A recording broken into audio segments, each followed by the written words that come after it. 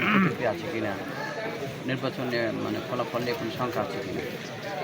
জি, দীর্ঘ ৩৩ বছর পর জাহাঙ্গীরনগর বিশ্ববিদ্যালয়ে জাকসু নির্বাচন অনুষ্ঠিত হচ্ছে, কিন্তু ভোট গ্রহণ শেষ হয়েছে।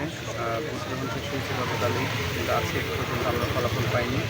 আমরা প্রত্যাশা করেছিলাম নির্বাচন কমিশন আমাদেরকে খুব দ্রুতই আমাদের ফলাফল বুঝিয়ে দেবেন, কিন্তু একটা দলের দাবির প্রেক্ষিতে ওরা লিখিত দাবি জানিয়েছে যে আসলে কোনোভাবে যাতে মেশিনে কাউন্ট করা না হয় এবং ম্যানুয়ালি যাতে কাউন্ট করা হয়, সেই বিষয়ে তারা দাবি জানিয়েছে।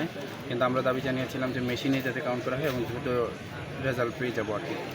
তো এই ক্ষেত্রে হচ্ছে বিশ্ববিদ্যালয়ের যে নির্বাচন কমিশন ছিল, ওনারা প্রথম নির্বাচনের আগের দিন রাতে আমাদেরকে জানিয়েছিলেন যে ওনারা মেশিনেও প্রথমে মেশিনে কাউন্ট করবেন, তারপর রিচেক করার জন্য হ্যান্ড মানে ম্যানুয়ালি করবেন।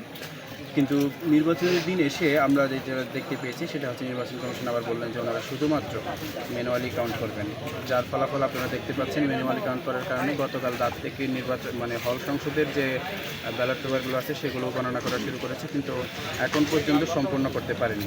তার পাশাপাশি হচ্ছে চাকসু নির্বাচনের ফলাফল আছে, সেগুলো আবার শেষ করতেও আরও অনেক সময়ের প্রয়োজন বলে মনে করছি। এটার জন্য আপনার বিশ্ববিদ্যালয় প্রশাসনই একমাত্র দায়ী, কারণ ওএমআর মেশিনে কাউন্ট করা অবশ্যই সহজসাধ্য, 1-2 ঘন্টার মধ্যেই আমাদের রেজাল্ট পাওয়া সম্ভব, কিন্তু ম্যানুয়ালি কাউন্ট করলে 1-2 দিনের বেশি সময় লেগে যাচ্ছে। তার পাশাপাশি হচ্ছে যেখানে ওএমআর মেশিনগুলো আমাদের এখানে কেনা হয়ে গেছে, অলরেডি আছে, ঠিক আছে, তো এই ক্ষেত্রে তার আসলে এগুলো বসিয়ে রাখার আসলে কোনো কাজ আছে বলে মনে করে না। এমন করছি ওএমআর মেশিনে কাউন্ট করলে এতক্ষণে আমরা রেজাল্ট পেয়ে যেতাম। আর এক্ষেত্রে আসলে নির্বাচন কমিশনের একটা আমরা গাফলতি লক্ষ্য করছি। তার পাশাপাশি যখন ওনারা ম্যানুয়ালি কাউন্ট করতেছেন, কিন্তু আসলে এখানে কোনো শিডিউল নাই, কারা কে আসবেন, মানে সকালে কী করবেন, দুপুর কে করবেন বা রাতে কী করবেন। সবাই তো একটানা তো আর কেউ 24 ঘন্টা কাজ করতে পারবে না। একটা যে শিডিউল থাকার কথা, এই ডিপার্টমেন্টের উনি টিচার থাকবেন, টিচার থাকবেন, একটা শিডিউল করা দরকার, কিন্তু সেনারা এটা করেনি। এটাও আসলে বিশ্ববিদ্যালয় নির্বাচন কমিশনের একটা গাফলতি বলে মনে করছি। আর তার পাশাপাশি আমাদের ক্যাম্পাসের একটা বড় ঘাটতি, সেটা তো আগে থেকেই আমরা বলে আসছি এবং আজকেও আপনারা আপনাদের প্রমাণ পেয়েছেন, সেটা হচ্ছে বিশ্ববিদ্যালয়ের যে স্বাস্থ্যসেবার যে আসলে একটা বড় ঘাটতি আমরা বারবার বলে আসবো। এটা হচ্ছে তার একটা প্রমাণ।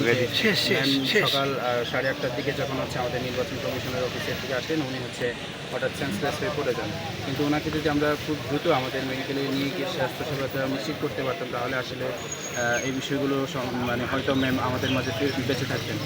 কিন্তু আসলে ওনাকে এখানে তো কোনো ট্রিটমেন্ট দিতে পারেনি। ওনার ম্যাম সরাসরি এনাম মেডিকেলে নিয়ে যাওয়া হয়েছে। এনাম মেডিকেলে নিয়ে যাওয়ার পরে ওনাকে কর্তব্যরত চিকিৎসা মৃত ঘোষণা করেছেন। আমরা আসলে এই ঘটনার জন্য অনেক অনেক বেশি শোকাহত। আমরা মনে করছি যে আসলে নির্বাচন কমিশনারই এখানে মূলত দায়ী আর কি, যে ওনারা ওএমআর মেশিনে ভোট গণনা না করে ওএমআর মেশিন মানে